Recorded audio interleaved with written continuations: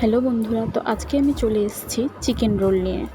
তো chicken roll বানানোর জন্য প্রথমে আমি ময়দা, তাতে বেশ কিছুটা সাদা তেল দিয়েছি, চিনি দিয়েছি, নুন দিয়েছি, আর অল্প একটু আমি হালকা গরম মশলা দিয়েছি।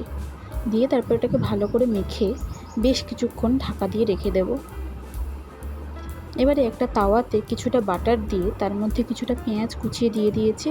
এর মধ্যে অল্প সয়া সস, টমেটো সস এগুলোই দিয়েছি, আর একটু হালকা চিনি দিয়েছি যাতে টেস্টটা ভালো আসে।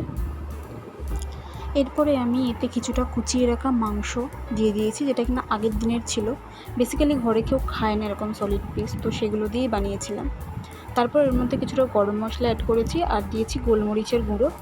এরপর এতে দিয়ে দিলাম লঙ্কার কুচি আর বেশ খানিকটা লেবুর রস।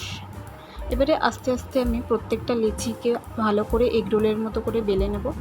নিয়ে তারপরে গরম তাওয়াতে এগুলো দিয়ে দিলাম। এবারে ভালো করে এপিট ওপিট ভেজে একটা ডিম ফেটে দিয়ে দিয়েছি। এর উপরে আমি এগ রোলের রুটিটা দিয়ে দিয়েছি।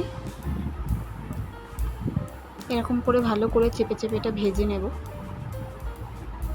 এরপরে এর মধ্যে যেটা আমি বানিয়ে রেখেছিলাম মাংস দিয়ে, সেই পুরটাকে এর মধ্যে দিয়ে ওপর থেকে সামান্য গোলমরিচের গুঁড়ো, বিট লবণ, লেবুর রস আর সস দিয়ে ভালো করে মুড়ে নিলেই তৈরি হয়ে যাবে চিকেন এগ রোল।